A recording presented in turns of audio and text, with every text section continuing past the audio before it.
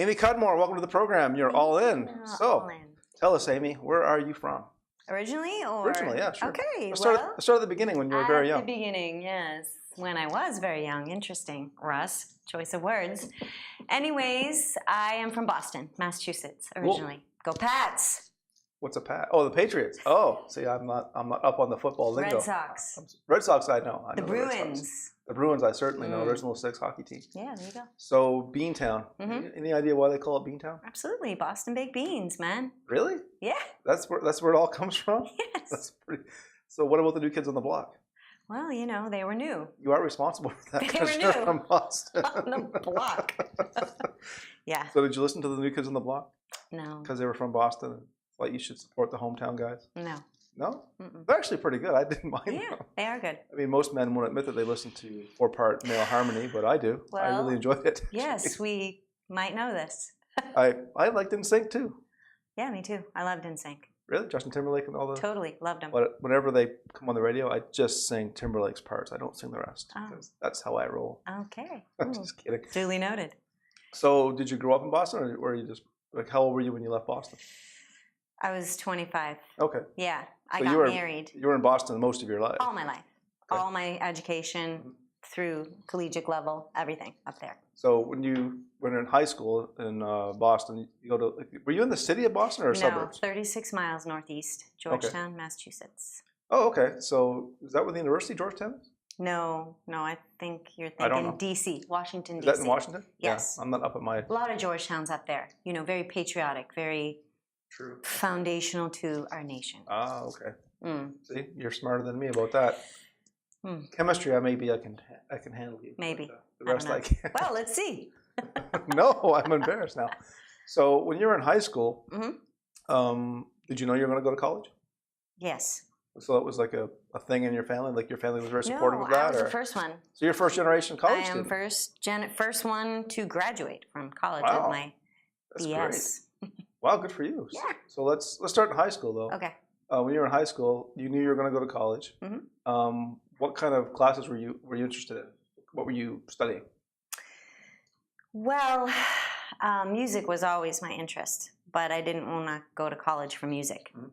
So I thought, what's the next best thing? And I thought television production was very interesting. Wow. Okay. Yeah. So I went to a private college in the Back Bay called Emerson College. Okay. And it's a communications school, performing arts school. So I picked my, what do you call that? What you pick? My major. Your major. Thank you. I was like, what did I pick? I picked mass communications with a concentration in television production. And then I was also able to be part of the performing arts program there where I did shows and that kind of thing. Okay. Yeah. So when you were in high school, was there any kind of classes that led up to that, or you just took general science and just general, not even necessarily a college program. It was just kind of a very small town high school, 80 people in my class. Wow. Yeah. Okay, very nice. Well, that's actually very nice. I think I graduated with 75 people in my class, so I came from a small town too. Yeah. Not probably smaller than where you are though, because you're outside Boston. It's going to be a fairly large school, or a large area anyway. It is now. It wasn't. Oh, back then it was wasn't? very rural. Oh, is that right? Oh, yes, country. Country. Nothing wrong with that. Well, yes. Where you have to drive a long way to get to a restaurant. But hey, anywhere. The good with the bad. So when you were in high school, what kind of clubs or things were you involved in? Athletics. I was a field hockey player. Oh, wow. My whole high school, junior high, middle school, they call it now, career. What else did I do? And of course, the shows. I was in drama club. So you did a lot of musical theater? Yeah, like band, drama club, marching band, all those things. You know what's funny is I've had 3 people this week on the show. They've all played in the marching band. You're the third person to play in the marching band. Well, you know, highly intelligent people are involved in music. It's true. It's absolutely true. So what instrument did you play? The clarinet. Wow. See, now I have a. Well, it's not. What's it called? It's not a tuba. Woodwind. Oh, a tuba? What's the tuba called for the marching band? It's got a different name. Oh. I thought it was the tuba. It's got a different name because the tuba goes over your shoulder. This goes over your like that. I don't know. The guy explained it to me. Can't remember what he called it. But we also now we have a clarinet, we have a tuba, and the other person I think plays a trumpet. So far we've got ourselves a Louisiana band. Brass and woodwind. That'll sound great. Come on. That would be awesome. We should do that for the show. You still play? No. No, you didn't. You just gave up, or you didn't really enjoy it. After high school, I was done. Okay. Did you enjoy playing it, or was it just one of the things you did? Let's see. Did I enjoy it? Relatively speaking. Yeah. Were you forced to play it, or did you pick it up yourself? No, I wasn't forced. It was kind of, music's in my family. So my sister played it. I wanted to do something in 4th grade when you all start, musical instruments. It's the one we had. So that's the one I played. So you played from grade 4 to graduation. Correct. So you're 8 years of experience. First chair. Wow. That's awesome. So you must have been really good at that. Well, I don't want to brag. I could have gone to Carnegie Hall. Chose not to. Berkeley, maybe, I don't know. They asked me to tour. I said no. I was busy. I was busy. Yeah. Okay. So you went into production at a private college for television production. What was it about television production that appealed to you? That's a really good question.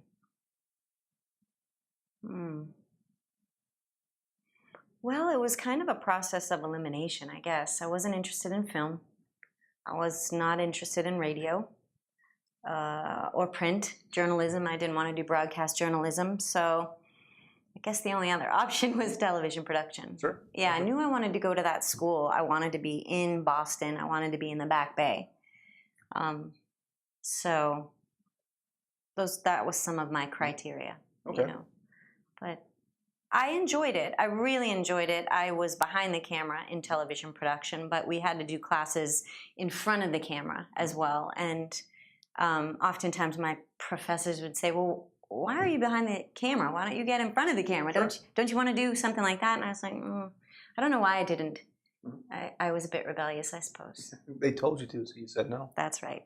Like, I regret it. I actually wish I did go to Berkeley, a music school, and pursue that. But just rebellious. We'll leave it at that.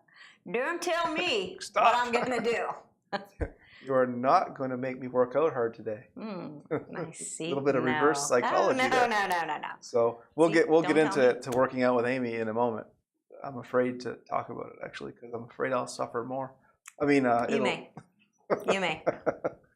So what kind of things do you learn when you study television production? I've never actually spoken to anyone who's done it, so I'm interested in that.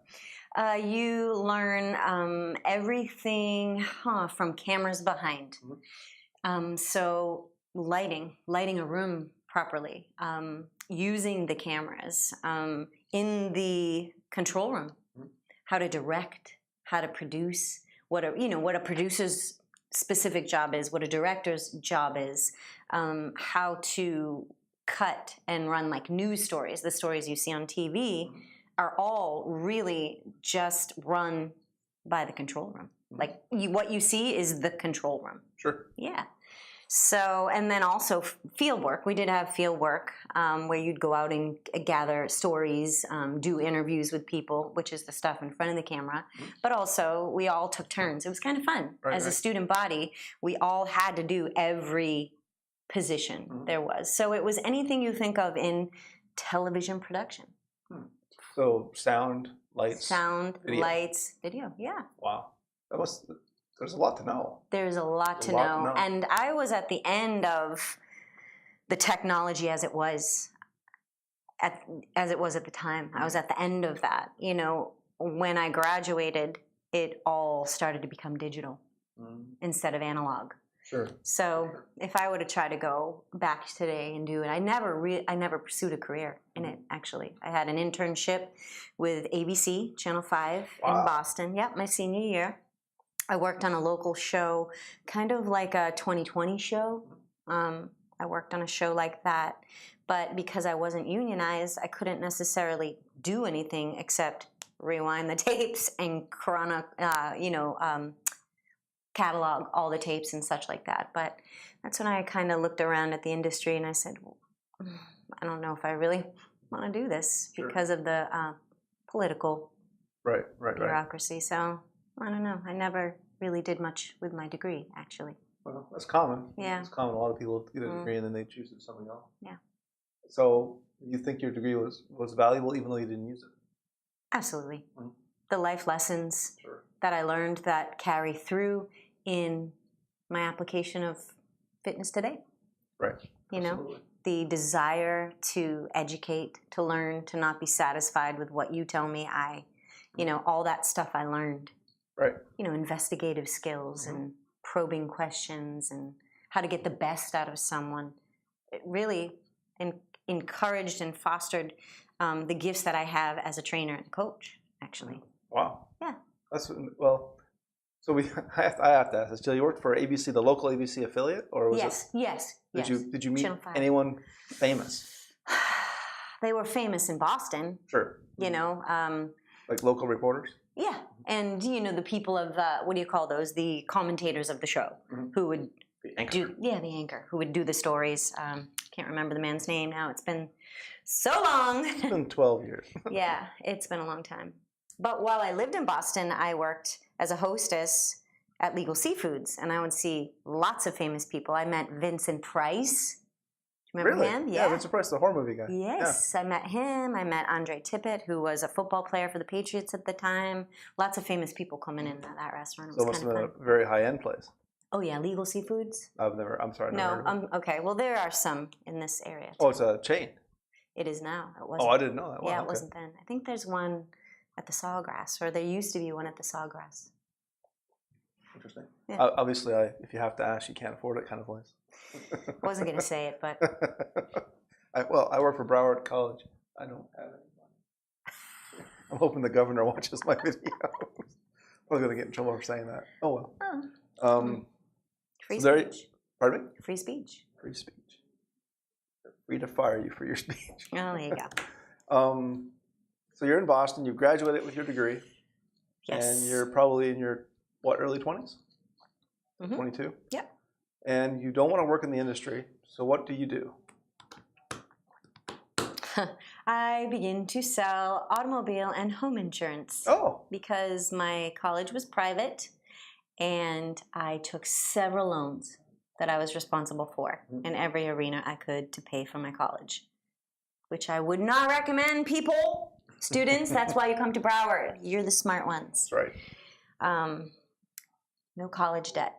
But anyway, so I had to get a job. I didn't have options where I could just be like, well, let me go try this and let me go try that. I was like, no, I got to get out. I got to get a job. I have to get busy working. So I did that, knowing I wasn't going to stay there long. 3 years later, fast forward, I got engaged. My husband is an engineer. He's from the same town I'm from. He had a firm in Boston. They wanted to partner with a firm in Fort Lauderdale and needed volunteers from the Boston firm. Yeah, so he's in the construction engineering, mechanical engineer. Oh, nice. Yes, thank you. He works hard. So anyway, he said we were engaged to be married. He said, after we get married, you want to move? I was like, yep. Yes, I do. Adventure. Let's go. So we did. Nice. Yeah, we moved. So when you moved to Fort Lauderdale, you were mid-20s? 25. 25. So right in the middle. Right in the middle. So I always ask this of everyone who's from the North, because everyone's from the North. When you moved to Florida from Boston, what time of year was it? Was it fall, spring, summer? It was December 17th. Nice. So it was cold in Boston at the time. Yes. And when you're driving from Boston down to Florida, you're probably I-95? Mm-hmm. So you're I-95 the whole way down. Mm-hmm. Did you watch the thermometer on your, probably maybe back then they didn't have thermometers in cars, but did you notice that the temperature got nicer the further every hour it was warmer? Yes, absolutely. Isn't that nice? Because I left Ohio in December, probably right around December 17th, right around the same time. And there was a snowstorm in Ohio. So the first 2 hours or 3 hours of the drive was in a snowstorm. Then in Kentucky, the south, rain. Yes, exactly. Then further south I came, it got hot, humid, and no snow. Yes. Do you miss snow? Absolutely not. Common theme from Northerners, we don't miss it. No. Because people who have not experienced the northern winter don't understand how bad it can get. For a sequence, several chronological seasons. Yes. Yeah, it's just no way. Right, and there's always that one winter everyone remembers that was brutal. Yeah. So cold and dark, and that's the dark. I think that's the darkness that gets most people. It is. It's dark by 4. By 4, yeah, and then it doesn't get bright again until what, 7 maybe, 7:30. Yeah. It's bad. No offense, and I was never a winter sports person. Oh, right. So yeah. No, no way. I did not ski. I did not snowmobile. I did not ice skate. I didn't play hockey. I didn't do any of that stuff. I didn't even enjoy the sports of basketball was a winter sport for us, and hockey, of course, and just no deal. Right. Peace. Yes. It's nice to get away from that, but it's nice to go back to. In the fall, October, right. specifically. That's it. Yeah, the fall is beautiful in the north. It is. It's beautiful. Very beautiful, but it gets dark really fast in the fall too. It does. As soon as they do the daylight savings time thing, it's wow, it's dark. So, what are you gonna do? You move to Florida. Get out of there and come down here to Broward. Yeah. So here you are in Fort Lauderdale, and when you woke up the first morning in Fort Lauderdale from Boston, did you go to the beach? No. Oh, really? No, because we were moving in. It was me and my husband. We didn't have anybody. So we had a big truck to empty, and we were busy about trying to settle in, and it was a very difficult adjustment because I come from a huge family. Everybody I know still is in the town, that I grew up in, that kind of thing. So it was a traumatic adjustment. Oh, is that right? So you really had a hard time? Mm-hmm. So it took you, about a year to settle in? Yeah, I didn't even drive for a month. Why not? I was afraid. Oh, yeah. Well, you should have been because I was afraid. You come from Boston, where people drive aggressively too. Well, I was from the country. That's and true. when I lived in Boston, I didn't drive anywhere. I just walked everywhere, took the subway, whatever. I didn't, drive in the city. And that's a very small, tight, contained city. It's not like a big metropolitan, cosmopolitan city. That's true. Boston is pretty. Yes. It's a historical city. Yeah. Very historical. Yep. So we'll go back to Boston for a minute, because Boston's an interesting town. I've been there a few times. In your opinion, what's the most historical thing in Boston that's also the most interesting to you? The Freedom Trail. Tell us about that. Hands down. Well, my favorite part of the Freedom Trail is because I love history. History to me, I just love it. I love origins. It makes sense to me. It helps me understand people. Sociology, I just love it. So there is the cemetery. Benjamin Franklin's there. John Hancock is. Really? Oh, it's beautiful. Let's pull this up. It's called the Freedom Trail? Yeah, the Freedom Trail. I'm trying to think of the cemetery. Shoot. It's been a long time. Hopefully. Yep. Boom. Paul Revere's house. It's by the Old North Church. Oh, man, I'm getting all misty.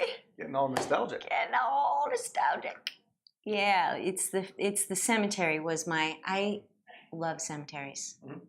And in Boston, any city you go to, any town you go to, you will find old cemeteries, like 1800s and even before that. And I just love it. It's kind of weird, but... Let's take a look at the map here. Mm-hmm. Freedom Trail map. Yeah. I don't think they'll have a problem with something like that. They meaning... Copyright. Oh. I don't think there'll be a copyright strike, because if they don't like that you put their stuff on your video, they can ask YouTube to take you down. Okay. Yikes. Bunker Hill. Oh, the burying ground. See it? Cops Hill. COPP. Direct me, or you can grab your mouse and do it. Oh.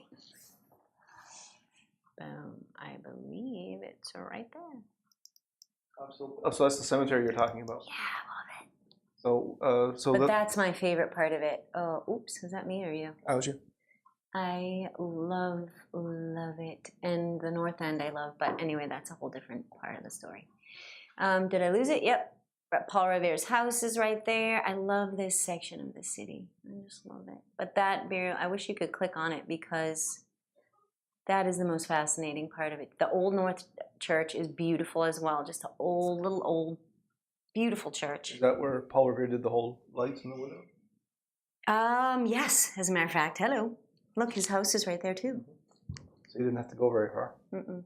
It's a lot of it you can walk. That's the point of it. Freedom Trail, you walk it, and then of course you got to take a little, not a ferry, what do you call those? Trolley. Okay. Across, and you do the rest of it. So is this part of Boston? Is this are these like traffic, like cars driving these streets, or is it literally? No, cars driving all the streets. So it's. This is more of the bottom half is more of the heart of the city. Like, look at Haymarket Square. There's Beacon Hill. That's where I went to college, right on the Charles River. Further down is, of course, Curdmore Square and the Boston Red Sox play down there, and yeah. Interesting. Yeah. So this is what you wanted to talk about, Cobb's Hill burial? Yeah, that was just, you had asked me what about it, and that's what I liked.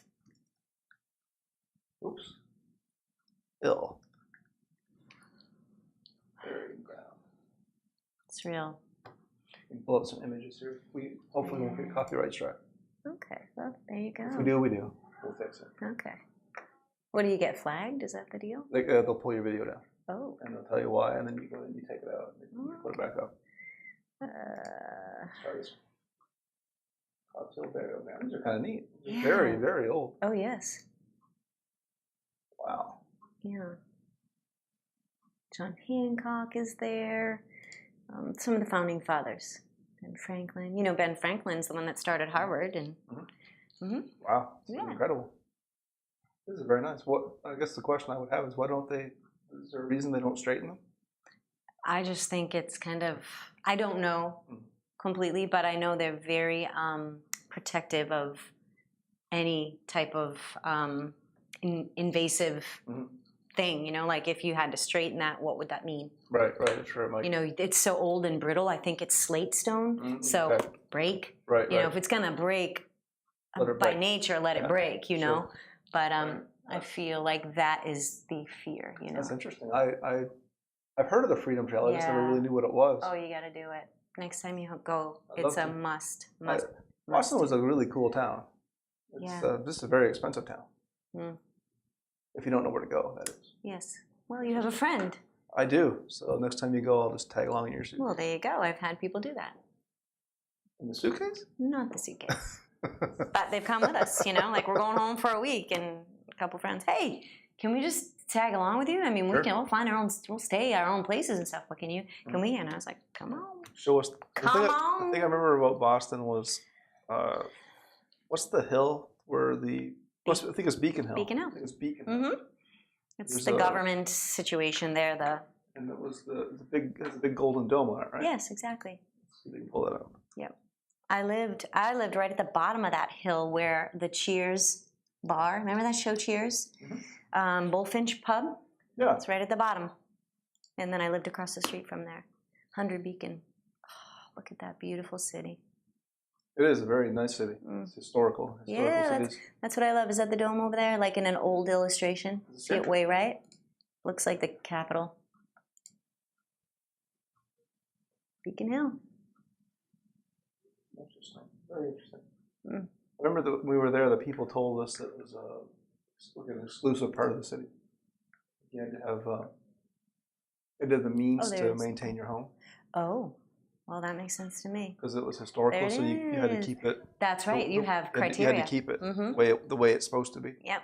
Yeah, that's beautiful. It's a beautiful old architecture. Oh, it's so beautiful. And right below that are the commons.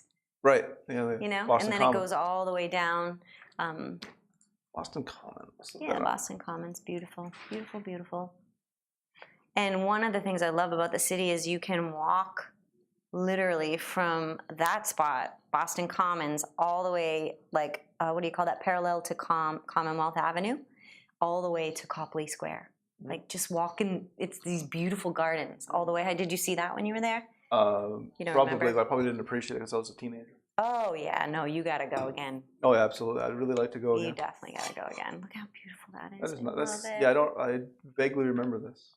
But again, when you're a teenager, you don't think about these things. Right. We used to go on field trips when we were little on those swan boats. That was a big deal, yeah, in elementary school. Wow. Take the bus to Boston. That's really cool. Picnic in the Commons. Well, that's one thing the Northeast has over most of the country is it's historical. It's the oldest part of the country, and so it has the oldest history. That's right. You know, and people often think of, when they think of the Northeast, they think of Boston, Philadelphia, New York, of course. They never think about Maine. Right. Because Maine is quite a small place. Right. Maine is a beautiful place. It is. I just want to throw in a little bit. I have family that live up there. Oh, is that right? My sister, her daughter. So you've been up there? Several times. It's nice, right? What part of Maine did they live in? They lived in Kennebunk for a long time. Oh, nice. But now they live in Wells, which is a little bit southern Maine, not too far from Massachusetts, actually. Very cool. Yeah. So here we are. Here we are. Again, let's now we talked about Boston. Boston's a cool town. I'm really happy we got to talk a little bit about it. I must go. I agree. I think anyone who wants to travel, you have to go to Boston at least once, probably twice, because it's a lot to offer. Yeah, it's just if you're curious about your nation, if you're from America. I think to me, if you're curious about America, Boston and Philadelphia are two must-goes. New York is a must-go too, but I think Boston and Philadelphia for history. For history. Those are the two places. And Washington, of course. Yes. Yes. I love Philadelphia too. Yeah, I've never been to any of those cities actually. Yeah. Boston, I've been to. Yeah, I went to Philly a lot. That one year, my daughter lived there. Oh, that's right. That's right. So I got to know that city so well, and I absolutely loved it. You see the Liberty Bell? Oh yeah. Did you try to fix the crack? You can't touch that. When I was little, we went on a band trip there, and it was actually out in the open. Oh, is that right? Oh yes, but they've since built to this whole building structure around it. And it's so fun. You walk in, and all the history is on the wall, kind of like what's on the screen there, and it's I love it. So I'm a history buff. I am too. I really enjoy it. I like the my personal favorite history is the history of sailing, like building ships and to get them to safely navigate across the ocean. Yeah. Because people who don't sail or never thought about sailing, they don't really know that not all of the ocean's deep. Some parts of the ocean, they get very shallow very fast. And if you don't know it, or you don't know where it is, you'll run into it and everyone will die. That's right. And that happened a lot. Yeah. It was very common. And there's a whole, not to get the podcast too boring, there's a whole thing about finding longitude when you're at sea. I guess latitude was easy to determine, but longitude was harder to determine. Really? What do they navigate with the stars? Do they use the stars for that? Yes, you have to use the stars. The land? You use the sun and use the stars to determine what time it is. That's amazing. Because if you look at a map, like latitude and longitude is measured in minutes, degrees, minutes, and seconds. Okay. So time plays a huge factor, but you have to know the time where you are and the time in, I think it was Greenwich. They had to know the time there, and then they could calculate from the time. There's a huge calculation thing. But the King of England at the time had a huge reward for anyone who could figure out how to do it, because they were losing so many ships that he just put out this award to anyone. What king do you remember? I'm gonna just lie and say Edward. I have no idea. That's Edward.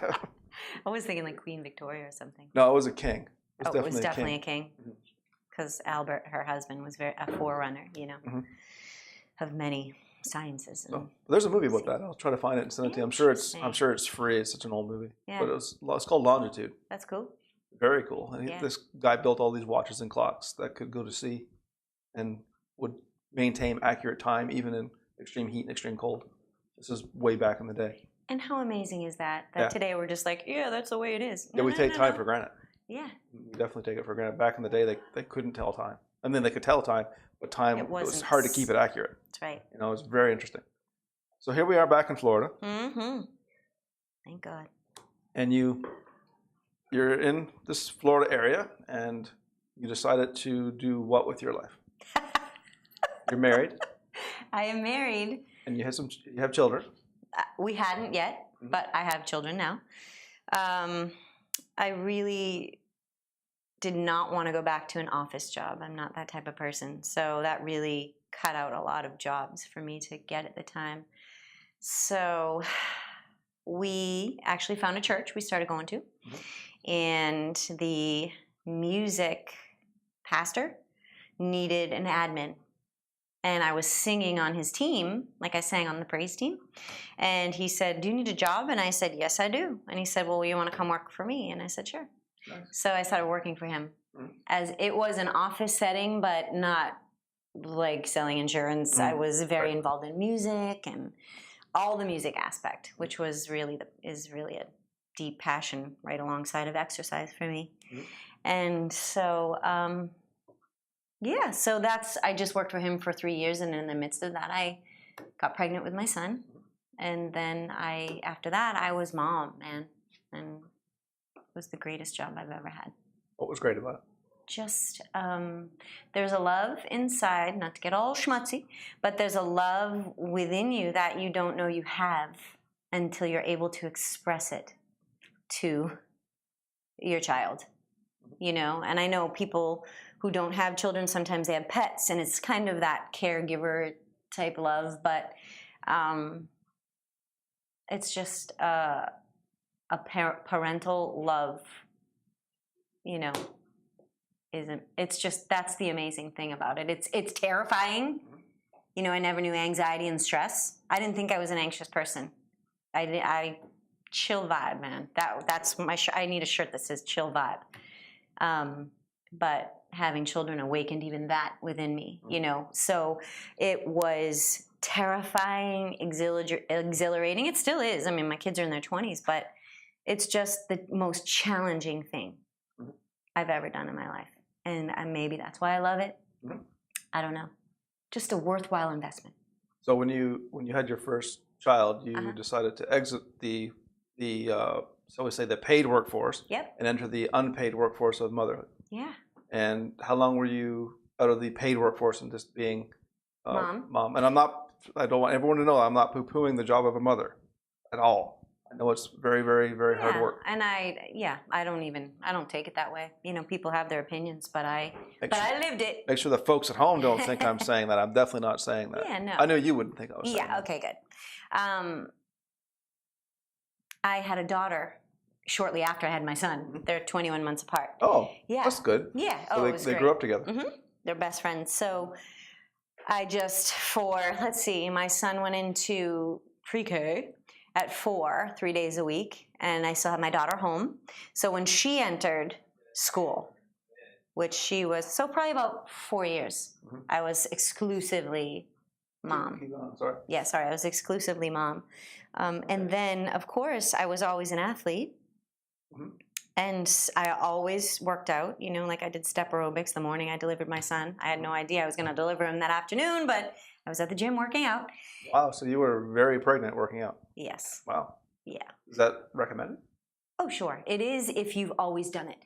Oh, okay. You know, like say you were not an exercise person and you get pregnant, all of a sudden you think, oh no, I need to work out because, you know, along with being pregnant, you gain weight and this and that.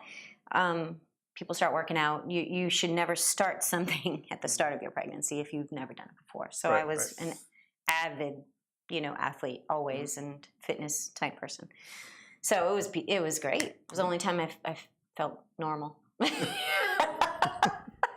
That's don't say anything about that. Well, it's challenging. Normal is I guess, relative point of view. Oh gosh. Sorry, I'm teasing. I kid. I know. But anyway, so about 4 years I was out of the workforce, and enter fitness training right there. I was at a gym. My kids went to a private school, so I knew I would have to kind of put my abilities to work, whatever they were at that point. So a friend of mine said, well, look, there's a sign on the door where they'll train you to become a fitness instructor and you could get a job. You should get paid to work out. You work out every day anyway. Get paid for it. You need a job doing it. And I was like, oh, geez, I don't think I can do that. I don't think I'm wired to do that. I can take class. I understand, you know, exercise. But she's like, just try it. What's the worst that can happen? You hate it? I was like, good advice, yes. So I did. I went through their, at the time, Bally, Total Fitness, had their own group fitness instructor training. I got accepted to the program. I took the program. I passed, and they hired me. And I began working in the gym settings, teaching classes. So what sort of things were you learning in their classes, in the Bally's training classes? Anatomy, exercise science, how to teach, how to put different cardiovascular moves, which is cardio, with strength training moves, which is, you know, resistance training, weights, together, how to design classes. We got certified in CPR and AED training, of course, so if you ever passed out, I can, God willing, keep you alive. I appreciate that. 30 to 2. You know, so it was just all about, and of course about their business and how it ran, and so basically taught you how to teach exercise formats that they provided for their clients. And that was when you were 27? No, I did not have my first child till I was 28. Oh, okay. So I was 34. Okay. I had my daughter when I was 30. So I was 34 at that point. Yeah. And so I just started kind of cutting my teeth, for lack of better words, in the gym settings, just taking classes that they would give me, subbing for people. And I realized that gifts and talents take on a different appearance when you realize that the gifts and talents are within you. And so I realized that coaching and inspiring were one of my gifts. You know, I realized it as a mom, I suppose, because you're their greatest, you know, coach and fan and cheerleader, and if you're all in as mom. So yes, exactly. Plug there. So Shameless. There you go. Yeah, so I realized that this is awesome, that I can actually help someone reach their goals by seeing them as they don't see themselves, and seeing them not as they are, but how they can be. You know, and that's a powerful tool, which I'm sure you see as an educator. Sure, absolutely. You know, and when you discover that within you, then you just want to put it to work. You know? That's addictive. Yeah. Yeah. So you're a fitness trainer, became a fitness trainer. Yep. And you also do personal training. I do. And that's, well, we probably should talk about Broward a little bit. Yeah. That's how you became affiliated with Broward. And you still are affiliated with Broward. Yes. So why don't you tell us a little bit about how you came to be affiliated with Broward and what you do, what's your position at college? Okay, excellent. Well, I love Broward College, and I love that their student life cares about students, really, truly. And part of that caring about them is their education, yes, in an academic setting, but also education in taking care of themselves, their health and wellness. And so after Bally, I got certified through Bally, I wanted to take it to the next level and be nationally and internationally certified. So I investigated a couple of institutions or corporations that do that. And so I'm certified with AFA, which is Aerobics Fitness Association of America. And that requires a lot of education, which I love, and keeping it up every 2 years. So when I did that, I met lots of people in this fitness setting. The fitness community became small. So I met this woman, Deborah, who was the instructor here for Student Life at the time. And when she could not teach her class for various reasons, she would ask me to substitute here. So I would come and sub the classes, and then I realized that I loved the demographics of college students, because it's a great time. Not only is it a learning environment, so their students are here to learn, they have a desire to learn and to grow and improve themselves. What better fit, what better marriage to enter health and wellness? So when she asked me shortly after I began subbing here, she said, "Hey, listen, I have to take a job full-time somewhere else. Would you be interested in this position?" I said, "Absolutely." Wow, that's great. Yeah, so that's where I stepped into it. And that's how I came here, and I work for Student Life, and I teach all their health and wellness classes, which at this time are Monday through Thursday. The time is 2 to 3, and there are various formats. Would you like me to talk about the formats? Before we get into that, Okay. I'd like to ask a few, we'll come back to that for sure.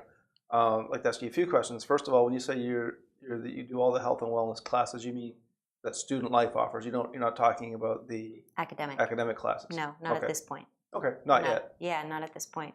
Okay. No, it's all part of the student activity fee that you see on your college bill.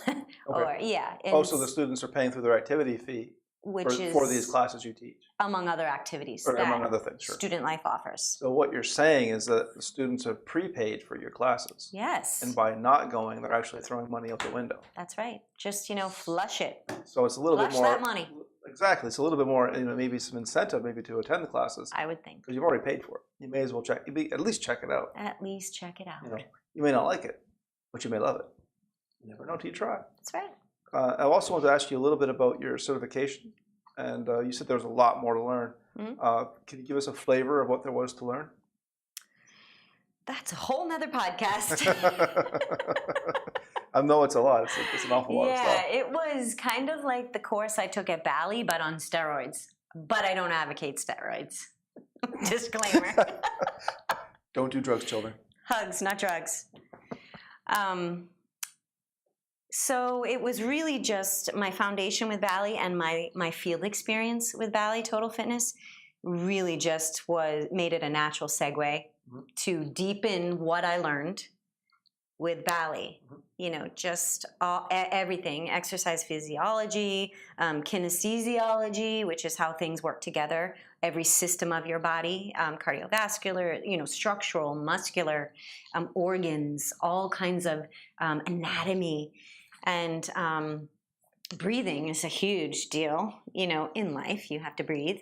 But when you implement it in exercise formats, it's a whole nother way to breathe. And learning that and teaching that, which it's called diaphragmatic breathing, which is the same breathing as singing. And I am a singer, so it was another natural segue for me to be like, oh yeah, I know, I get this. I completely get this. So, so with Bally, it was the same thing, you know, keeping your certification up with CPR, AED, taking classes to support the foundational curriculum that we took, like that I took through Bally, that I deepened through AFA. You know, I'm certified in nutrition, I'm certified in yoga, I'm certified in elderly fitness, senior fitness. I taught a senior class for years in Plantation for the city of Plantation.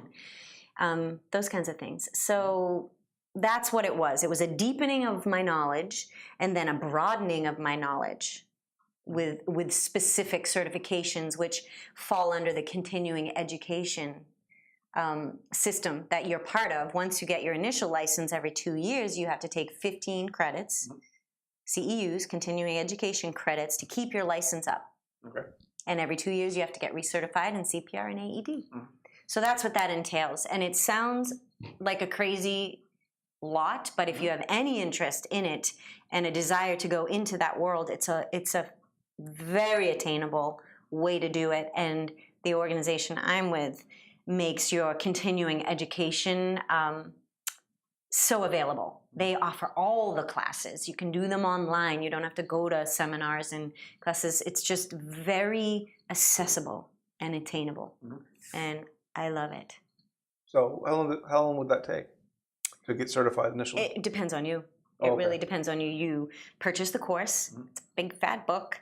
And you do watch the lectures online, you do the application homework, do all the units. I don't know if do you have an online class or have you done online classes? Sure. It's very much set up like a college system. And once you have completed all of the class requirement, then you take the exam. Now, this particular exam they offer all over the country, because this one you have to go in person. Once you do all the online stuff, you have to go in person. I went to Nova, Southeastern, with hundreds of other people that day, and we took a practical, and we actually had to do run classes. Like, you had to participate in classes, and instructors watched as you performed your moves, and then they also watched as you led a group of other people trying to get their license, in a format to see how you teach and such like that. So it's pretty serious. Oh, it's definitely serious. It's a career path. No, I mean, it's not just, take a course. It's like they watch you to make sure you know how to do it. Oh, yes. Yes, because, I'm responsible for you. Right. And it's kind of like the Hippocratic Oath, the doctor's oath, do no harm first. That's the goal for us. It's never harm. You'll feel pain. She said with a smile. So what classes do you offer at Broward? What are your... Okay. The way the schedule is now, through the summer, right through the beginning of August when summer classes end. The last week is August 6th, I believe. Mondays we offer Zumba and yoga, half hour, 2 to 2:30 Zumba, half hour yoga. And we do that. It's the only location right now that is not in building 60, room 116, the dance lab, which is basically right there. No, right there. And outside of student life on Mondays now for the next 6 weeks, from 2 to 2:30 is Zumba, 2:30 to 3 is yoga, and I bring the mats. Every class requires towel. You bring a towel and plenty of water. So that's Mondays. Tuesday is a total body workout, which is interval training. We use weights and we do cardio moves. Interval, you take your heart rate up, you bring it down, you do some resistance training, and then we work our core, which is shoulder to hips, front and back, push-ups, that kind of thing. And then Wednesdays is indoor cycling. Once again, all in building 60, room 116, dance lab, 2 to 2, 2 to 3. Wednesday is indoor cycle. We have the bikes over there. And Thursday is yoga. I bring the mats at this time through August 6th. And then in the fall, the classes are going to change location for Mondays, and we're adding a day on Fridays, and the time is going to change, 12:30 to 1:30. Okay. Yeah, we're trying to get the students who come out of their morning classes to be able to just segue right into a workout. Then they can either go to their afternoon classes or go home and have lunch and go to work. Trying to facilitate that more. So starting September 3rd, Monday through Friday, all in building 60, room 116, 12:30 to 1:30, and we're still figuring out what class formats are going to be on what day. And then I'm still designing a class for that Friday. Uh-oh. You afraid? I'm just joking. So let's talk a little bit, because I've always wondered this kind of stuff. What is Zumba? Can you describe Zumba to us? I'll maybe pull some up. Okay. Zumba is, and honestly, we should probably call it Latin dance, because Zumba is branded. And I am not specifically certified in Zumba. So come the fall, we're probably going to change that name. That's why we don't call it spin class on the indoor cycle class, because spin is a branded. Oh, is that right? Oh, yes. Oh, I didn't know that. Oh, it's branded by Johnny G. Out in California. He was a professional bicycle racer like Lance Armstrong. Yeah, so that's why we call it indoor cycle. So Zumba is Latin dance. It's fitness. It's Latin moves such as the samba, the salsa, the cumbia, the reggaeton, mixed in with aerobic moves, right, to Latin music. Okay. Yeah, so it's cardio. It's all cardio. It's meant to be fun with the Latin music.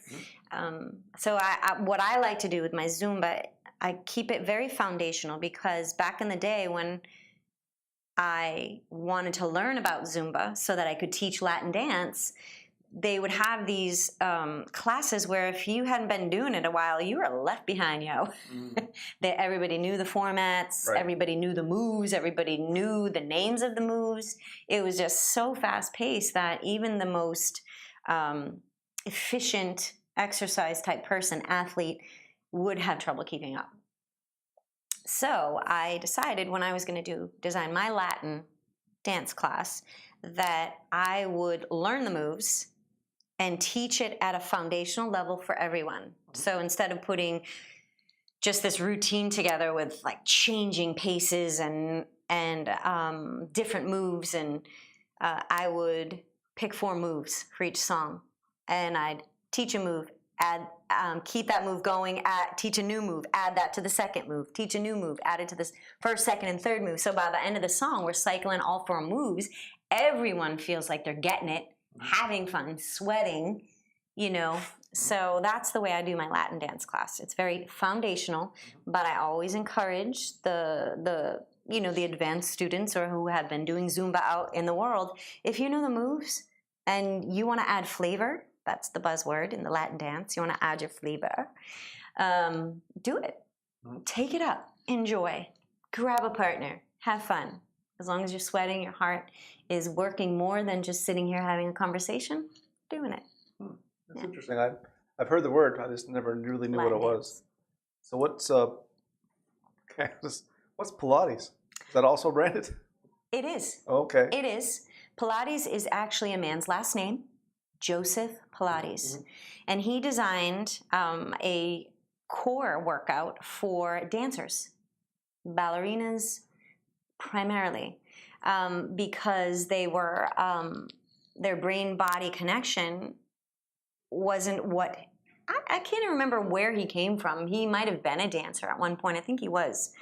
And so he designed this workout to build strength and awareness in the core so that ballerinas could have better center and balance. And so it was really in the dance world, primarily. I didn't know that. Oh, yes, primarily. And then it became branded Pilates. And now it's a total core workout using specific moves. Like I am certified in mat Pilates through Power Pilates, which is another company.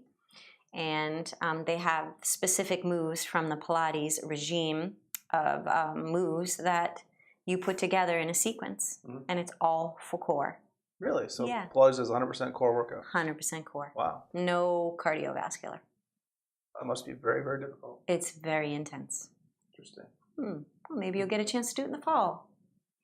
Perhaps. I hope so. I sincerely hope so. Yeah, it's fantastic. The moves are dead bug. Dead bug, yes. Dead bug. Pilates. If you don't know, don't find out. It's actually very effective. Dead bug. Very hard, but very effective. Mm-hmm. So what would you consider if someone were to ask you, say, what's the best workout a guy can do or a woman can do to maintain good cardio health, like heart health? What would you say? Okay, so the goal is heart health. Mm-hmm. That's what you're telling me. Yeah, say this. You just want to have a strong heart that you don't have to worry about having a heart attack tomorrow morning. Okay. I would say, obviously, a cardiovascular type format. I am a big proponent of indoor cycle because no impact on your joints, and anyone can start it, even if you're overweight, obese. I've had obese clients who have begun on the bike and experienced wonderful success in their cardiovascular health. I would suggest some type of cardiovascular health format that you enjoy doing. So I always recommend the cycle. However, if you don't have access to indoor cycling bikes, then what do? Right? So I say begin walking and get your heart rate up to the feeling, your perceived rate of exertion, a quick walk or a jog. Mm-hmm. Mm-hmm. And do it for at least 22 minutes, depending on your goal as far as like how quickly you want to start feeling better cardiovascular, your stamina to get up. You know, when you get up or you walk across campus and you're winded, you're like, oh, this has to stop. You know, I don't want this anymore. Mm-hmm. So you could begin by literally walking. Mm-hmm. And as your walking becomes somewhat easy, then maybe jog a little and then walk. Jog a little, then walk, and then say, oh, I'm going to just jog all the time. You know, you build up endurance. Mm-hmm. So that's what I would say. I do some type of exercise format. If cardiovascular is your goal, your heart health, I would say keep it at a rate when you're just starting out, feeling like you're walking quickly, jog, do it, I would say, 4 to 5 times a week for 20 to 40 minutes, depending on what you can do. Okay. Yeah. What would you say? Let's give you some scenarios just to get some. Sure. Because there's lots of people out there with lots of different questions that I'm sure they wish they were here to ask you. Okay. What if it was someone who was, say quite obese? Okay. Say big, like say a 30-year-old man, quite big, wants to lose weight quick. What would be your advice? I would say reevaluate your goal, because quick is never lasting. That's where I would start. Yes. I understand that. Yes. That's where and then I would say, I would ask, are you sedentary, meaning you really don't move very much, which is probably a yes. And then I would say, get moving. Mm-hmm. Get moving. Start walking. I never get into the nutrition side of it necessarily.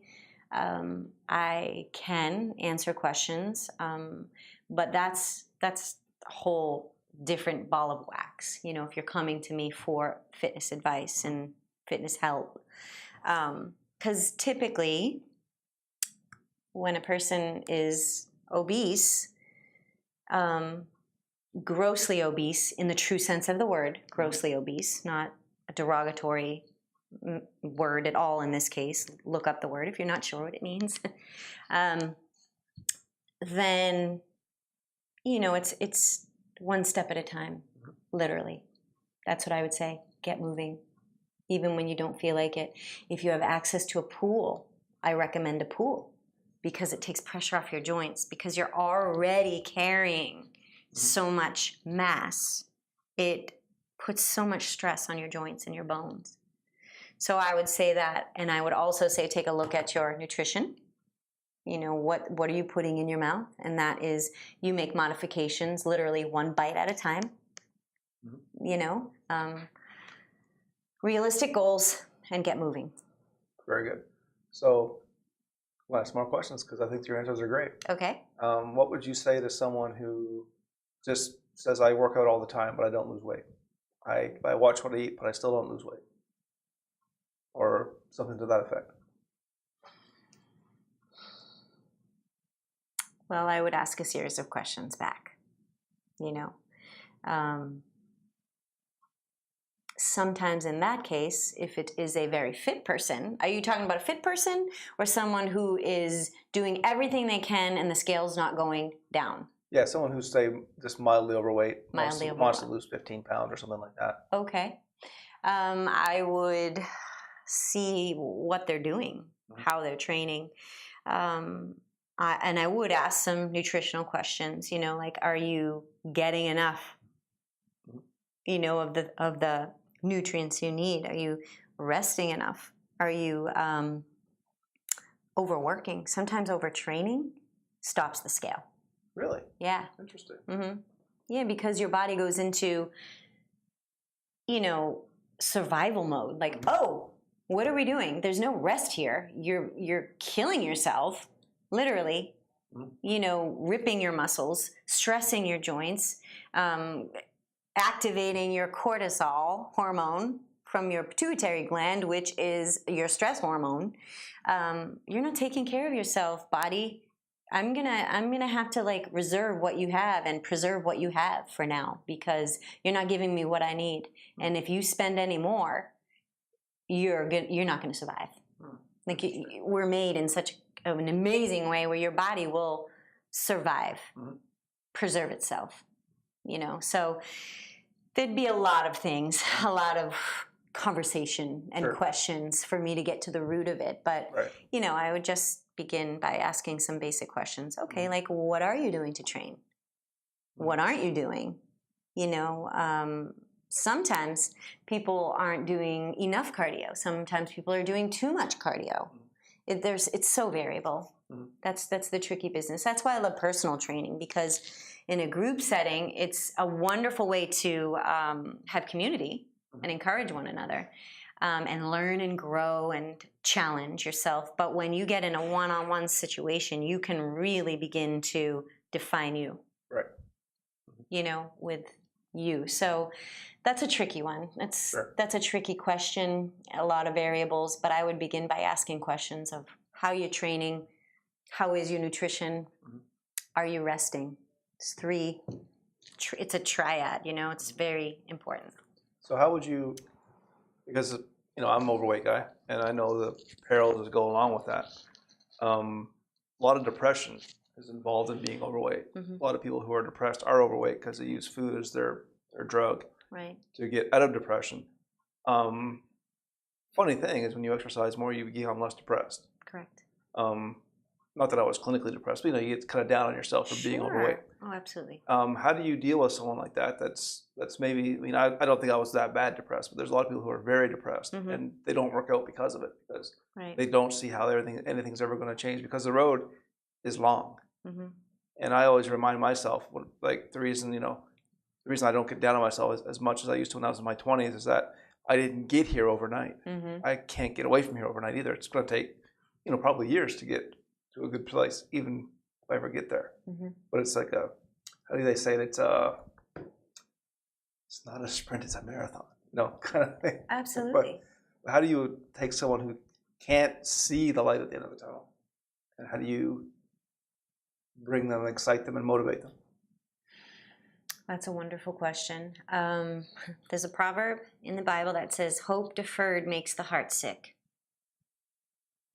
So when someone is willing to have a conversation with me about those things, I just begin to encourage them and instill hope. And when to come to me for help means there's a small little amber of hope, and my job is to blow on it, is to inspire.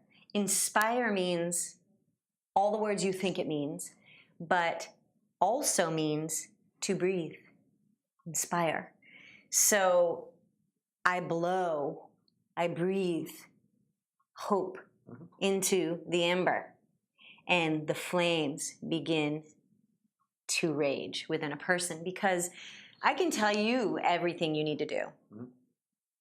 But unless it comes from within you, I can't get you to run those stairs. I don't make you run those stairs. You run those stairs because you want to run those stairs. Absolutely. Right? So first of all, I would tell that person that comes to me for help, like, way to go. Good for you. That's amazing. To humble yourself to say, oh, I need help. It's huge. That's the first step. So then I see the end. I'm like, oh yeah, baby, let's go. Let's go. Let's do this. Because life is one step at a time. It's one choice at a time. I begin to tell the person, you got to change that internal dialogue. There's no I can't. I can. As long as you have breath, you can. So my job, how I see my job as a personal trainer, fitness trainer, as an employee here at Broward College for the students and the faculty, I am here to inspire, to breathe on the amber of hope that you can do it. You can do it. And to remind them you want to do it. You want to do it. So if someone comes to me obese, even just deconditioned, I'm a skinny person, deconditioned, Someone comes to me, I want to gain weight. I'm so skinny, I eat all the McDonald's I can. Lucky people. But lucky is relative. See, we don't know what's going on inside. Outward is very limited in inward expression. However, I would just begin to instill hope. Like, you can do it. You can do it. That's why I tell the students, anybody can come to my class, any level, anyone. And the people who want it bad enough, do it. Do it. I agree. Yeah, it's changing the inner dialogue. Very good. See, I feel inspired right now. You breathe on. Let's go work. It's getting hot in here. But give it a moment, it shall pass. No, that's all a lie. That's all a lie. It becomes part of your life. It has to. But it takes about a month. And it takes, like you said, a mental change. You have to just decide that you don't want to be that way anymore, and this is where you want to go.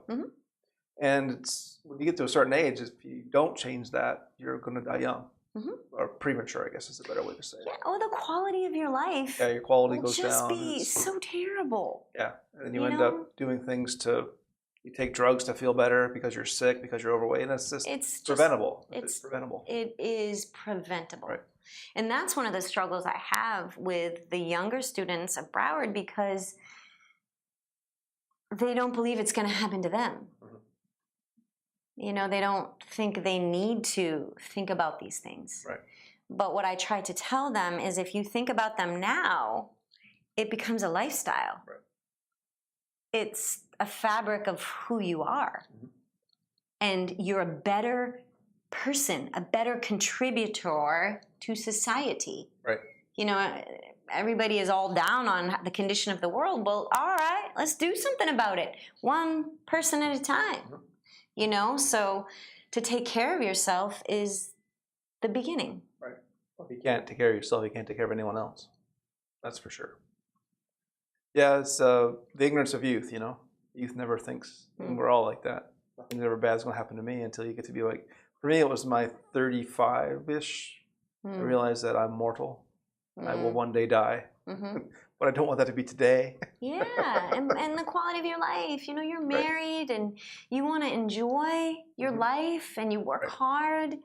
Right. You want to be one of those old retired people that can actually go to the beach and run up and down, do all kinds of stuff. Yeah, just inspire others. Mm-hmm. You know, it's better to give. And when you give, that gets you out of depression. Mm-hmm. You know, and time is our greatest commodity. So, you know, it takes a split second to say a kind word. Mm-hmm. Yet you've blown on the ember. True. You know, it can be very simple. Mm-hmm. And that's the way I see exercise. And that's why I love the fact that the classes are here through student life for the benefit of the student. 100%. Right. And we have all the equipment. Just bring a towel and water. And water. And your whatever athletic gear you wear. Yeah, definitely the proper shoes. Well, yes. Except yoga. I mean, some people wear socks because their feet get cold. I'm a little bit of both. It's good that you brought up yoga. Let's talk about yoga because yoga is one of those things that people who've never done it think is stupid and easy. Mm. So let's kill that myth that yoga is stupid, not worth it, and essentially not worth doing, and that it's easy. I can say that yoga is not easy, right, but very beneficial. I feel taller after I do it. So I'm probably standing up straighter. As you should, because it's not even just standing up straighter. You have decompressed your spinal cord. You know, in between each vertebra is a little smooshy little sponge-like disc, which gets smoshed. I mean, it's, you know, it gives you height, it gives you length, you know? So you decompress your spine. If you're going to be serious about health and wellness, which would make you have to incorporate exercise, physical exertion, impact on your body, joints, contraction of your muscles, because you shorten your muscles when you flex them, contraction. Of course, you lengthen them as well, but it's always about, contractions and building muscle. And when they repair, they shorten as well. So the importance of stretching prevents injury, the risk of injury, reduces the level of pain. When you have lower back pain, if you came to me and said, I want to try yoga. I don't really know if it's going to do any good. I just want to try it. Whatever. I heard it's good for you. Whatever. I would say, do you have any pain? Yeah, I have pain in my lower back. Okay. Do you stretch your hamstrings? Do you lengthen your hamstrings? Not really. Well, what do you do after you do your cardio? Take a shower? No stretching. No stretching. No lengthening. No lengthening. Okay, and you have lower back pain. So if you never stretch your hamstrings, then you absolutely never stretch your hips, because the most classic stretch for anybody is quadriceps, which are the front of your legs, and the back of your legs, hamstrings. So you're definitely, if you're not stretching those, you're not stretching your hips. Lower back pain? All right. I would say try yoga. I don't understand the benefit of it. Well, do you enjoy your back pain? That's what I would ask. No? Well, then try yoga. Come to class. Let's do yoga. Try it. Give me X amount of classes of your time, and you will begin to see your lower back pain relieve. Now, of course, if it relieves but doesn't go away completely, there are other things to look at. Your spine, your hip joints, whatever. Then we talk about something else. Because now we have this relationship, and you trust me. because you trusted me a little bit to try yoga. So anybody who says yoga is stupid, they just don't understand. Right. You know, they just don't understand. And to just pretty much judge anything without knowing anything about it, that's the real stupid. I agree. I think what people think when they see yoga, they think it's Mystic. I think it has this mystic side to it. Right. It's part of the religion of Correct. the Hindu people. That's right. But for people who do it for fitness reasons, there's no mysticism really behind it. It's just none. It's just strength and position, posture and position. Yes. For balance. And balance. Yeah. Obviously, right. So stability. That's one thing I've noticed that since I've been doing yoga, my balance is definitely better. Excellent. I've had good balance most of my life anyway, but it's better now.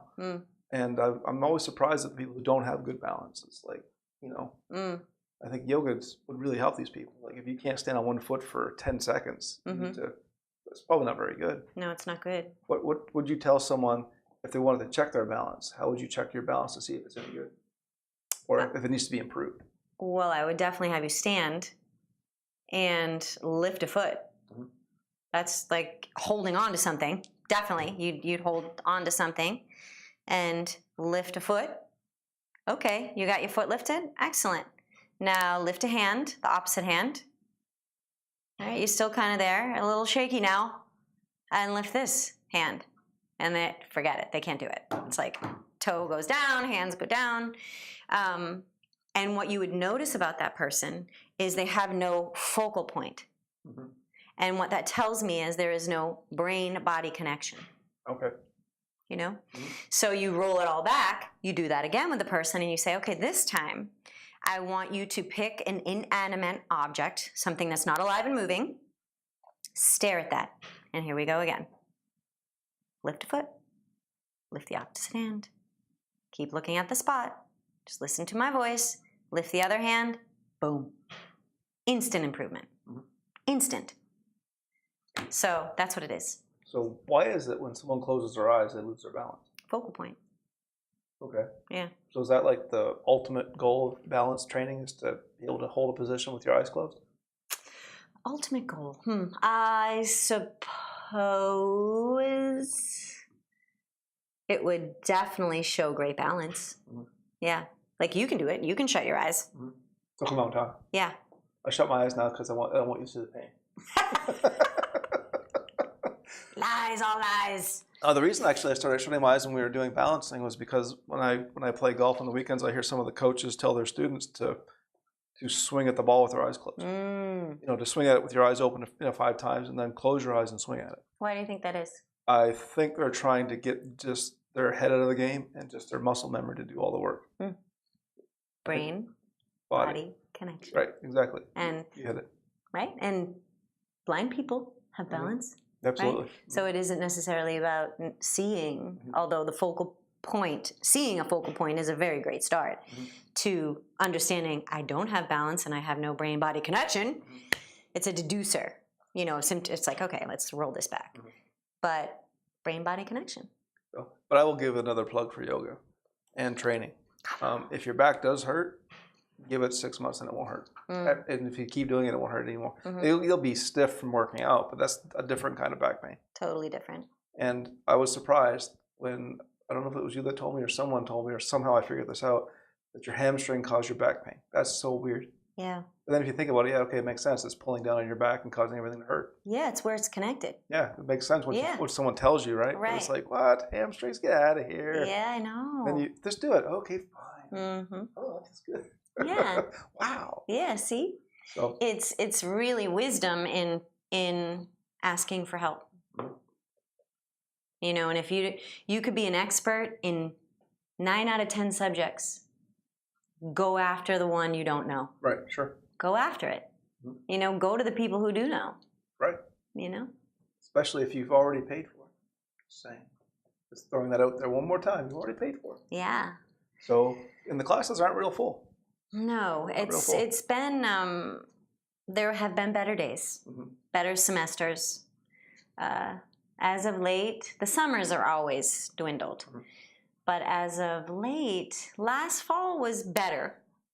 but I'm really hoping that the change in time and an added day will open up the field for more students to come, because that's what some people will tell me when I talk to them. They're just like, oh, I have a class at, you know, I'm done. I leave here by noon. I'm done, or I have to work at 2. Right. No, I think it's a good time. 12:30 to 1:30 is a good time, because it's, like you said, right before most classes or just after most classes. So it's a good time to hit people up. That's what I'm hoping. And people like me who rearrange our schedules around it, you know. Nice. Devoted. Well, I think for the fall, I think it's all messed up because I didn't know that it was at 12:30.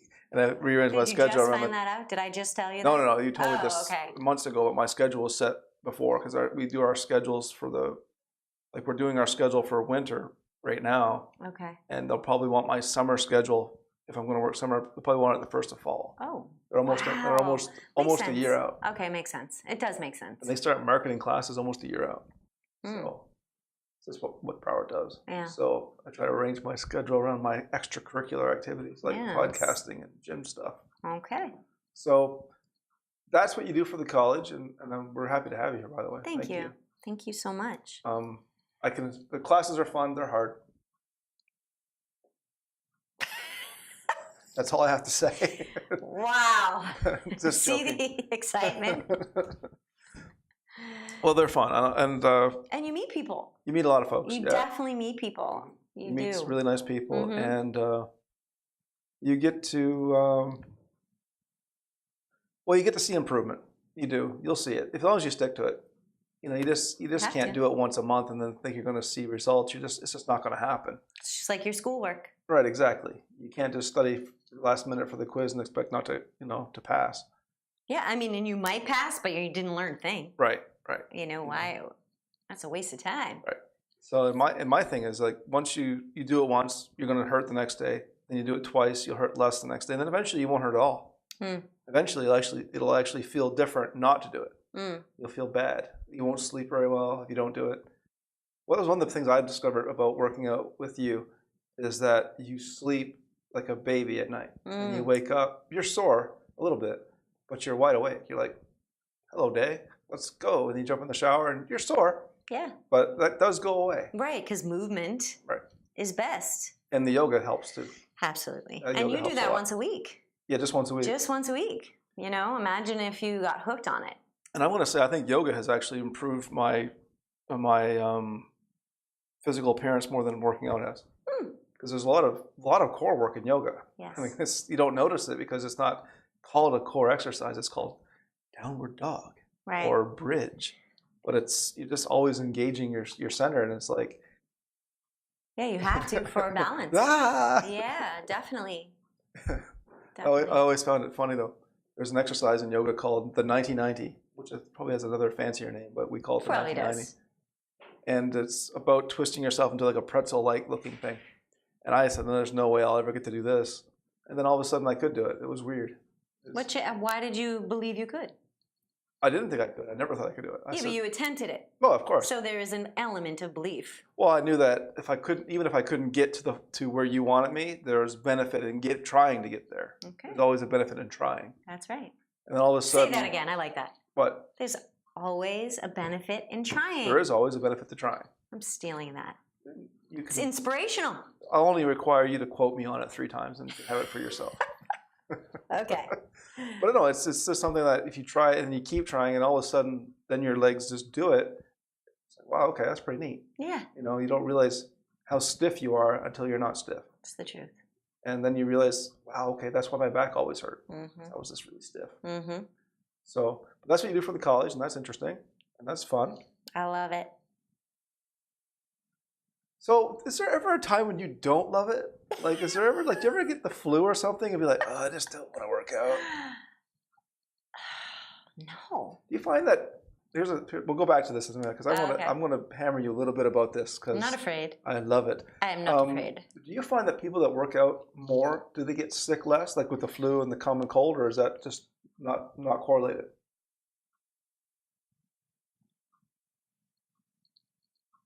I don't, it could be correlated.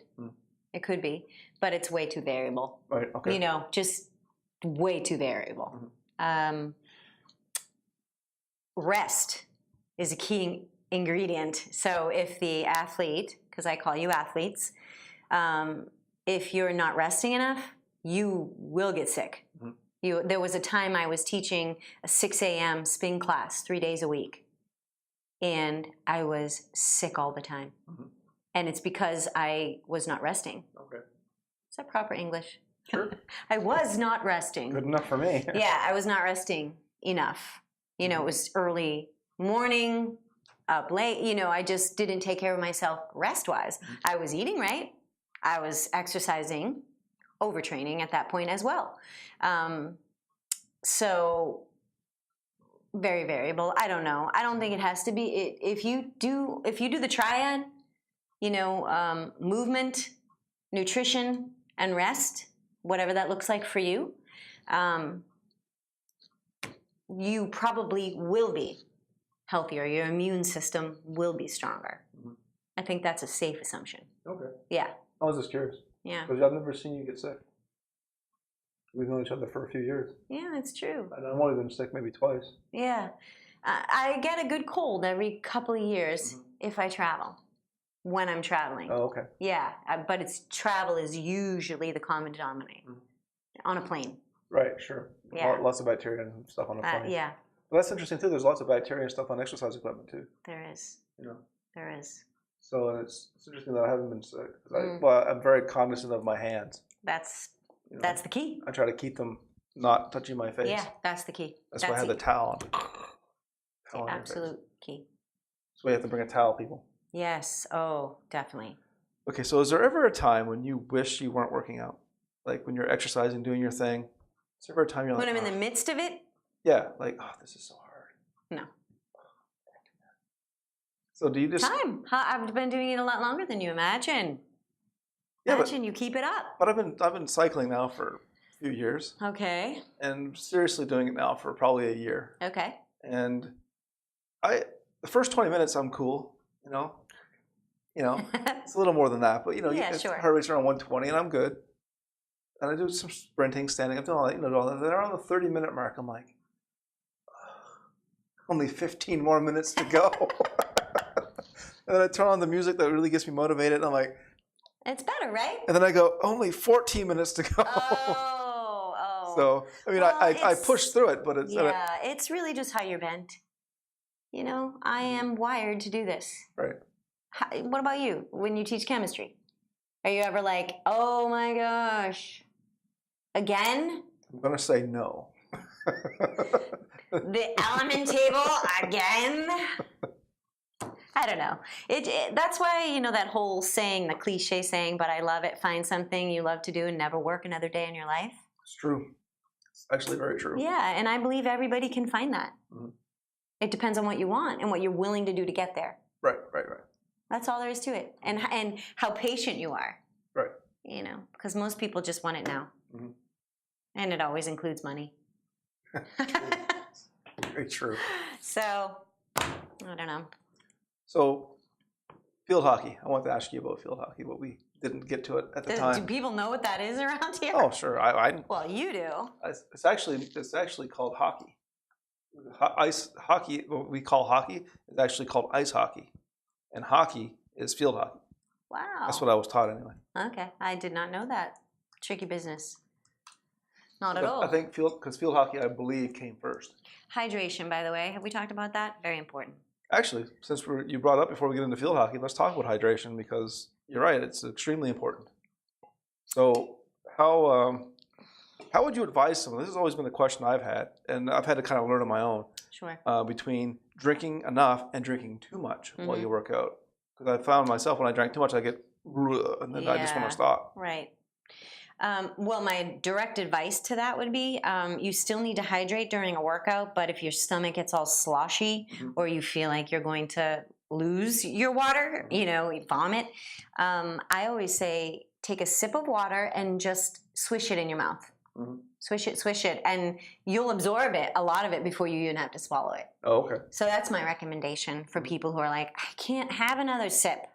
I'll either say, well, then wait a little bit, or if your mouth is dry, you need it. When your mouth is dry, you've waited too long. So don't get to that point. So say your mouth is dry, but you feel sloshy. I would say take a sip, small sip, and swish, swish, swish, swish. That would be my recommendation. So that really is you, the athlete, figuring that out for you. And honestly, the more conditioned you get, you won't get sloshy. Your body is just so efficiently flowing and using and absorbing and secreting. It's a beautiful thing. So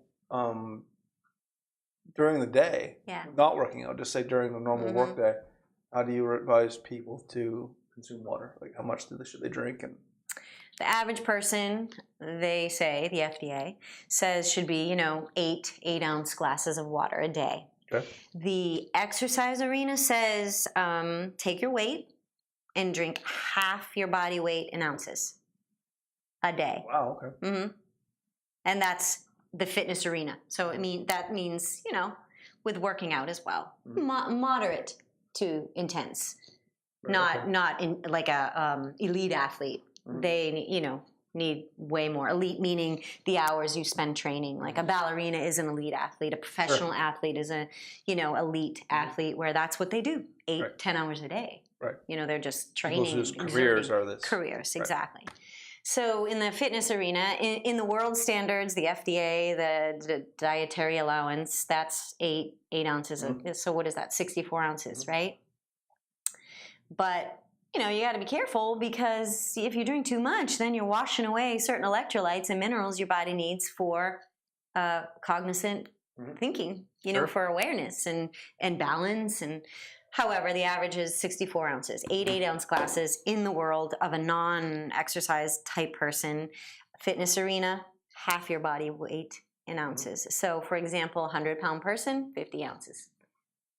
So how would you advise someone if they're drinking mass-produced, mass-distributed by a major beverage company, won't say the name because they're not paying me to say it, electrolyte drink? Added sugar? Usually it's corn syrup they add to it, I believe, for sweetening. Yeah, okay. I would say don't do it. I would absolutely say don't do it. You can get an electrolyte-infused water with nothing added except minerals and electrolytes. How does that taste? Salty?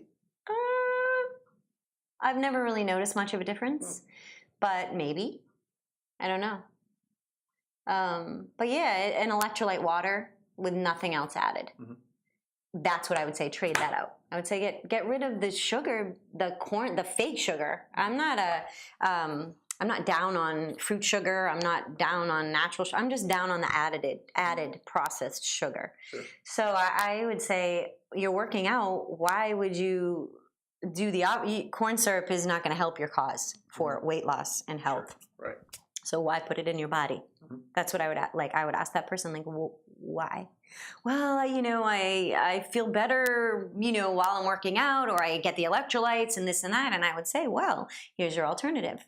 Have a piece of fruit right before you work out. If you can eat before you work out, a piece of fruit, simple sugar, simple carbohydrate, that's the first thing your body's going to use. So there's your energy, your sugar aspect, your corn syrup aspect of your drink, and then just get a water that has electrolytes and minerals in it. Do you think the average person who works out once a day for an hour, do they really need to supplement their minerals, or is it something that we just think we need to do? How would you advise someone? It really depends on how you feel after your workout. That's how you know what you need to do during your workout, before and during. It's the after. It's your recovery. If you are wiped out, you feel dehydrated, you have a really bad headache, one, I would say, well, how much water did you drink? And then if you drank plenty of water, I would say, well, try adding an electrolyte water, mineral water. That's what I would say to see if that helps with the after, with your recovery. So you're talking now about like recovery drinks that some athletes take. Are you a proponent of those, or like obviously you said electrolytes, you're a proponent of that. So do you recommend someone pick up like a recovery type supplement, or no? After a workout, I definitely am a proponent of some type of protein. supplement, whether it's a protein powder in a shake, with good ingredients. I'm all about just good whole food ingredients. So if you can make it yourself, great, with a scoop of protein, whatever your body can tolerate. And a good milk or a juice even. I'm all about good juices. Your body will use it. You need energy after you work out. But the protein will help build your body, help you in the recovery. You're supposed to have some type of protein within the first 30 to 45 minutes after your workout. Oh, okay. That's why I always tell you, hey, don't forget your protein. Right, sure. And yeah. Actually tastes pretty good. Yeah, exactly. Exactly. A little coconut oil in there. Sure. Just don't tell anyone. Zing, zing. Actually, I put a little... it's good for you. Yeah, I told you. I put a little, like an eighth of a teaspoon of coffee in there. Yeah. Just to give it a little coffee flavor. There's not enough coffee to give any kind of caffeine rush. It's just a little flavor. Yeah. But it's good. Yeah. So, yeah, hydration is... How do you... have you ever met those people who go to the extreme workout camps and they work out until they literally do relieve themselves of their lunch? Yes. How do you feel about that? Is that just a little bit too extreme, or is that beneficial? Definitely not beneficial. Definitely not beneficial. What it really would indicate, say, like double sessions, football or any type of outdoor sport, volleyball, girls volleyball, boys volleyball, whatever. And they're throwing up, or they're definitely deconditioned, so they're doing too hard, too fast. They'll get over it eventually, but you suffer for it. Right. You just suffer for it. It's just not good for your body. It's just not good. It's abuse. Right. You're abusing your body. So I don't think it's beneficial to work out that hard, that fast. Like, not at all. So you're better. It's probably more intelligent to ease into that. Yeah. But how or be ready for that type. Right, if you know in the fall you have double sessions and you're going to be exerting yourself in this manner, well, then prepare for it. Do the marathon work beforehand, so that when you're pushed to your max, to your anaerobic state, which is exercising without oxygen, which is what makes you sick, which gives you the headache, gives you the queasy stomach, gives you the dehydrate, all that stuff when you're not properly breathing. If you're conditioned to that, you can handle that better. You still might have some of those symptoms, but not to the level that you would. Right. Interesting. Yeah. Because that's what a lot of, if you go to like boot camps and stuff, a lot of people will train to the point of nausea. But I think one of the problems, not really a problem, but one of the things about those camps is that they're motivational. Right. So you want to do more. Yeah. And then you end up to the point where you've gone a little too far for yourself. Absolutely. But that's one thing about group exercises. It's you're competing with someone. Right. You're trying to do as well as they do or something. Sure. Problem is if you pick the wrong person. Someone who's been doing it for 13 years, I'm like, uh-oh. Yeah, it can be, and that does depend on the individual as well. Some people are just not competitive, and they don't even have those thoughts in class. Right. They don't even, they're just there for community and for living healthier and making better choices for their bodies. It's just all about what you want. True. Field hockey. Field hockey. I do want to ask you, I've never met a field hockey player before. Really? No, I've seen it on television, but I've never actually met anyone who played this game. And it is a men's sport in Europe. Originally it was a men's sport. Is that what started? Oh, yeah. Is that right? I didn't know that. Yeah. I knew it was European, but I didn't know it was for men. I thought it was mostly for women. No, it was originally men. Here we have I had a boy player on my team in high school. Wore the kilt and everything. Really? Yeah. I don't know. He came from somewhere else and he was a player. So it was a little interesting.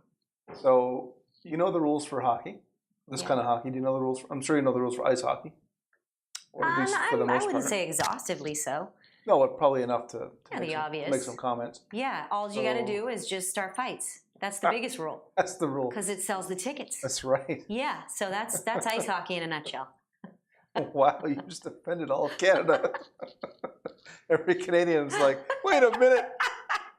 Wait a second. Who is this woman? Yeah, we hate her. No, no. They'd never say that. Bring her up here. We'll show her some Canadian hospitality.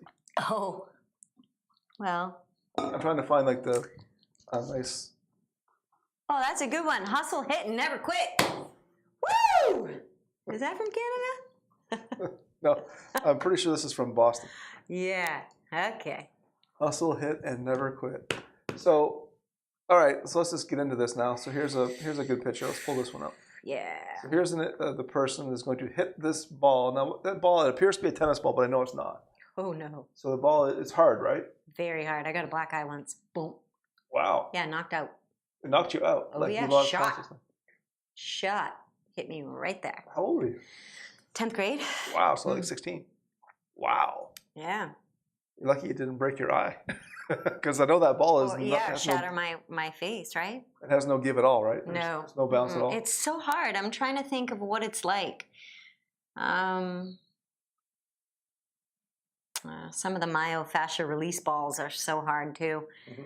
For you know what it's made of? physical therapy. I don't.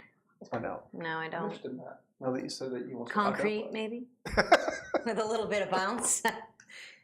Yeah, it's intense. Field hockey ball. Field hockey. Let's see if it tells us here. So it's hard like a golf ball.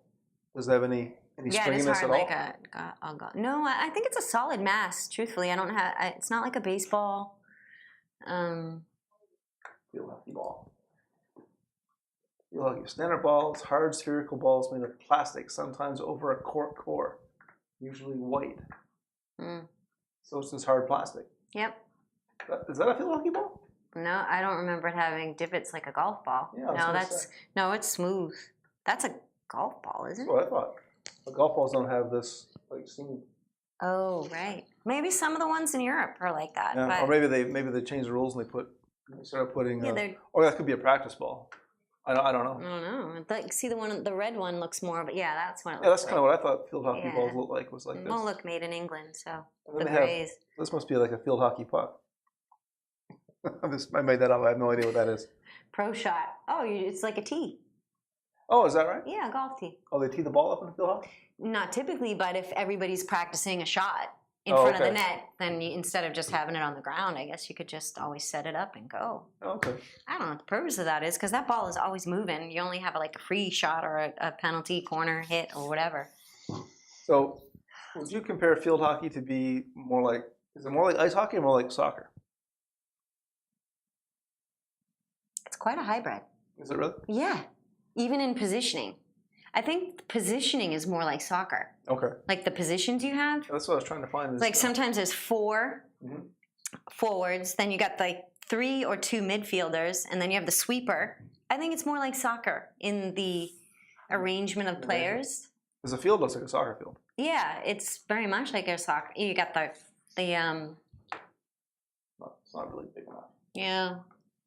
So it's probably way more like soccer, actually, because you even have corner hits. Soccer has corner hits when it goes out at the goal line, but not in a goal, obviously. You bring it out to one of the corners it went out on. Okay, so like soccer when they throw it back in. Yeah, yeah. So here we go. Here's a shooting circle. So the player is not allowed to go inside the circle? Unless you can't just hang out there. Oh, okay, but you can charge the net? Oh, yeah. So you can like start here and like charge in to try to score? But once you shot the ball, you have to exit? Well, you're always moving. You would want to go back out to your position once you shoot. Oh, okay. You know what I'm saying? It's a constant movement of game, unless there's some type of penalty or like an infraction or it goes out the field. That is much more like soccer. Yeah, I think it's more like soccer. But interesting. Yeah. One game that I've always been fascinated by, besides field hockey, is lacrosse, which is also a Northeast game. Yeah, that's an intense game. It's actually the official sport of Canada. Lacrosse? Lacrosse is the official sport of Canada. See, kids, you learn something new every day. Wow, I didn't know that. Interesting. Because it's a Native American game, or Native Canadian game. Hockey and lacrosse to be national sports. Oh, maybe they've changed something. The game coming on site hereby recognized, declared as national winter sport of Canada. And the game, that's new. I didn't know that. Maybe it may have always been like that, but I thought it was just lacrosse was our national sport. National summer sport. Yeah, so they've changed it up. Interesting. Yeah. But it's a native game. Native Indians played it. Which is why if you look at some of the rules of lacrosse, they're that way because the natives played it that way. Interesting. Like when the ball goes behind the goal. Yeah. how all the players kind of sprint forward, including the goaltender, try to sprint Yeah. forward, and they hold their sticks out. Yeah. That's because the first person to go out of bounds gets the ball. Because that's how natives played it. If the ball went behind the goal, whoever could run and get the ball the fastest got the ball. Okay. So that's how they adopted that rule. It's an interesting game. And Ah. the design of the net stick thing Yeah. is a similar design to what Native Americans used to use. They used to take a piece of I'm not sure what kind of wood it was, but they would bend it around like a shepherd's crook, Serious. and then they'd net it. Yeah. That's cool. So it's a very historical game actually for North America. But anyway, I don't really like talking about sports because I don't know a lot about it, but The history of it. a little bit of the history of it, Yeah. But it's a little bit of trivia to know that the national sport of Canada is lacrosse, but it seems that now it's ice hockey and lacrosse. Which I find very strange. Well, I'll have to look that up later and find out when they changed that, or if I just was always ignorant of that, which is possible. Yeah. We need an addendum to this. Yes, we do. I'm so sorry. I've let you down. I've let you down. Okay, so let's talk about singing. Oh. And then we'll wrap it up because All we'll right. have to finish off with some singing here. So, Amy is a very, very, very talented singer. A crooner, I guess we could call you. Really? I don't know if we could call it. What's a crooner? Yeah, probably is a not. crooner a singer Like or is it? Frank Sinatra? Oh, those are crooners. Oh. Ella Fitzgerald would probably be one. Like, yeah. I'm not sure I'm a crooner. So a crooner is like a style of singing. Yes. Oh, okay. Sorry. Yes. So when did you discover your immense talent for singing? Immense. Immense. Wow. I've heard you say. Okay. Honestly, ever since I was born. Yeah, it was kind of like my mom was pregnant with me. I was her 5th child. She already had 4 girls. She wanted a boy. But she said, if it's a girl, please make her have brown eyes, brown hair, and be able to sing. Because all of my other sisters have, yes, they had light hair, blue eyes. So, here you are. Destiny. I'm telling you, right? Yeah. So Okay. I've always sung. And when was the first time you can remember when you sang for a group? You mean performed or in a group? No, yeah, you performed like on a stage in front of people. Oh, choir. Mm-hmm. Yeah, church choir, man. Mm-hmm. How about when you performed for the first time as you as a soloist? Choir. Really? So you sang as a soloist in the choir too? Yeah, exactly. I was a little girl, probably 3rd grade, when I started in children's choir. And I guess the director noticed how loud I sang. Yeah, I just kind of started there. Just always did it. It was always a dream of mine. That's fun. Freezing, by the way. Yeah, it's cold in here. I'm All sorry. of a sudden, I know. Well, we're talking about the past, and it sucks all your energy away. It's cold in here. I'm sorry. I don't have a coat to offer you. That's okay. We'll wrap it up. We'll be warm soon. We'll wrap it up quick. I promise. Total body workout. Today at 2, I'm going. If I don't come back, tell my wife I love her. I can be very dramatic when I want to be. Yeah, it's impressive. So, what's your favorite kind of music? Like, what does Amy choose to listen to when you're by yourself in the car, just doing your thing? Well, there is a group. It's a worship group called Bethel, and I love their songs. They're creative. They're emotive. They move me. Any music that really moves me gets me. So I'm very eclectic. Not as eclectic as you. So I don't even know if I can classify myself eclectic when I'm sitting in the same room with you, but musically speaking. But anything that really moves me and motivates me, a beat, I love the beat, fun music, love it. Dance music, not club music. Talking just like music that you just find yourself like happy and moving to. I love going to watch live music. I don't even care if it's bad. I'm just like, good for you. You do it. You do it. It takes guts. So to listen and drive, I would say I gravitate towards like this group called Bethel or Jesus Culture but in the secular world, I like Ed Sheeran. I love John Mayer, Sarah Bareilles, come on. I love her. She's probably my favorite female singer-songwriter. Yeah, she's my favorite. Who is it? Sarah Bareilles. What song would she have that I would Brave. know? The big one is Brave. I probably know it to hear it. Oh, you totally know it. You've heard it in my class. Oh, have I? Okay. Yeah. Wow. What kind of music do you just don't like? Or is there any? Your favorite kind? My favorite kind. You don't like that speed stuff? Oh, that's great. What are you talking about? That's awesome. That's so motivating. Yeah. Like, you can't help but try to keep up to that beat. It's just one of those, like you said, it's a charging beat. It is. You have to go forward. It's great. I mean, it's not, wouldn't be my choice to listen to. Sure. It doesn't motivate me. It kind of moves me in a way I don't like to be moved. It moves you in the way that you're leaving. Yes, going that way. The door. If you're here, I'm over there, a mile down the road. Yeah. I'm sorry, I didn't know. I'll make sure I never play it when you're around. No, that's not what I'm saying. Sometimes you just have to play that stuff. Yeah, you got to do it. You got to do what inspires you. And I welcome that. You add your flavor. But yeah, Sarah Bareilles.